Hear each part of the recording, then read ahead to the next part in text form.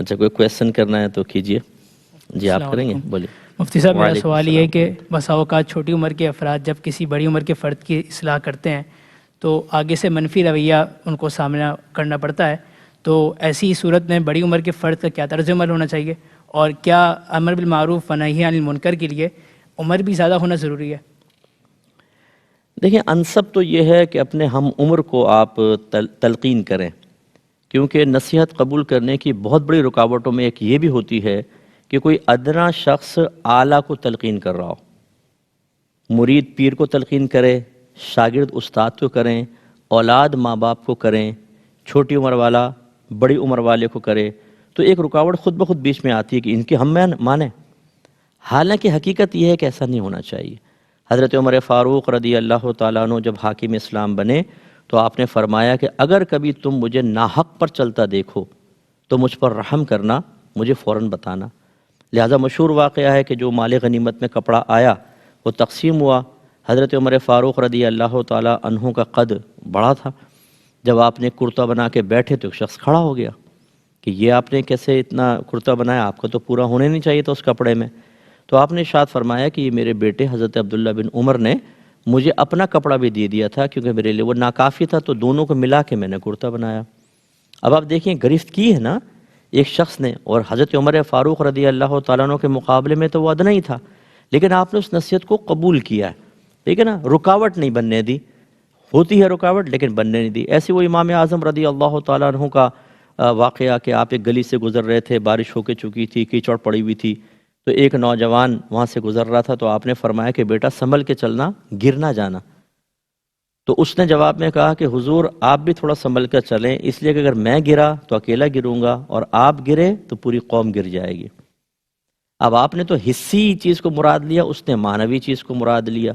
آپ کیچڑ کے بارے میں کہہ رہے تھے اور اس کا کہنا یہ تھا کہ آپ کو غلطی مت کیجیے گا ورنہ قوم اس کی پیروی کرے گی یا گناہوں پہ دلیر ہوگی تو آپ ہی گرفت ہوگی. اب وہ چھوٹا تھا نا, اس نے تلقین کی. یقینی سی بات ہے کہ یہ رکاوٹ بننی چاہیے تھی, ایک فطری تقاضا ہے, لیکن بڑے بننے نہیں دیتے. تو آپ کا جواب یہی ہے کہ پہلی بات تو یہ کہ یہ چیز رکاوٹ بن جاتی ہے, ہونا نہیں چاہیے. آپ اپنے ہم منصب کو کریں, برابر کے لوگوں کو کریں, لیکن اگر کوئی چھوٹا کر دیتا ہے اور صحیح بات کہہ رہا ہے تو پھر بڑے کو چاہیے کہ وہ اس کو قبول کرے, اگر واقعی غلطی ہے تو قبول کرے. اور چھوٹوں کے لیے میری پھر نصیحت یہ ہے, ہماری تلقین یہ ہے کہ اگر کبھی ضرورت پیش آ ہی جائے تو پھر سب سے پہلے تو ایک موقع محل کو دیکھا جائے. جیسے مثال کے طور پہ والدہ کی کوئی خطا نظر آئی ہے, اب ان کو چھوڑ دینے کا مطلب کیا ہے, یہ سوچ کے کہ میری والدائیں عمر میں بڑی ہیں, منصب میں بڑی ہیں, چھوڑ دیں. سوچئے اگر اس غلطی پر آپ کی والدہ کی میدان محشر میں گرفت ہوگی یا خدا نخواستہ اللہ کی طرف سے جہنم کا حکم دے دیا گیا, آپ کے لیے پچھتاوا ہوگا کہ نہیں ہوگا کہ کاش میں منع کرتا. اس لیے نیت اور قصد و ارادہ یہ رکھیں کہ میں اپنے بڑوں کو بروز قیامت احتساب سے اور اللہ کی ناراضگی اور جہنم سے بچا رہا ہوں. ٹھیک ہے, یہ اچھا قصد و ارادہ کر کے پھر موقع محل. یہ نہیں کہ سب کے سامنے بڑوں کو تلقین کرنا. کوئی ماننے والا ہونا وہ بھی نہیں مانے گا اگر آپ سب کے سامنے ٹوک دیں گے. اس وقت آپ نے غلطی دیکھی تو نوٹ کر لیں لیکن بولے نہیں, تنہائی کے اندر. پھر ان کا موڈ دیکھیں. بعض اوقات پہلی کوئی ہائپر ہے, آپ جا کے پہنچ گئے, کل آپ نے ایسا کیا تھا, وہ کہاں مانے گا غصے کے اندر. اس لیے اللہ نے فرمایا ادعو الی سبیل ربک بالحکمت والموعظۃ الحسنہ, اللہ تعالیٰ کے دین کی طرف بلاؤ اچھی اور پختہ تدبیر کے ساتھ. تو اس کا طریقہ پھر یہ ہوگا کہ آپ جائیں, تھوڑا ہاتھ پاؤں دبائیں, کوئی تحفہ دیں, ان کی دعائیں لیں. پھر یہ کہیں کہ اگر آپ گزارش کریں کسی کے کپڑوں پہ کیچڑ بڑے کے لگ جائے, اس کو صاف کیا جائے, تو بڑے کو ناراض ہونا چاہیے یا نہیں؟ تو وہ کہیں گے بالکل نہیں, وہ تو بہت اچھی بات ہے بھی کیچڑ. تو پھر یہ گزارش یہ کہ یہ برائی کیچڑ ہی ہے, پھر آپ بالکل ادب سے تلقین کریں. اب وہ مانیں ٹھیک, نہیں مانیں آپ کا کام ختم, آپ چھوڑ دیں.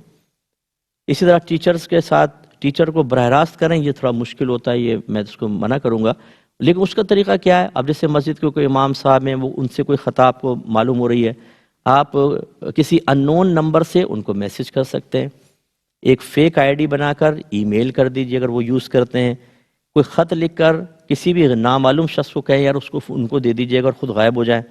نیچے نام مت لکھیے گا, اپنا نام اور ایڈریس. ہمارے یہ بھی ہوتا ہے اخلاص کی کمی کی بنا پر, کب ایسے کرتے ہیں نا تو اس پہ پورا نام لکھتے ہیں اور نمبر بھی لکھ دیتے ہیں کہ یہ میرا کارنامہ ہے. تو وہی اخلاص سے کریں، بڑوں کو ظاہر نہ کریں، آپ ان کو کر دیں، یہ اچھی چیز ہے۔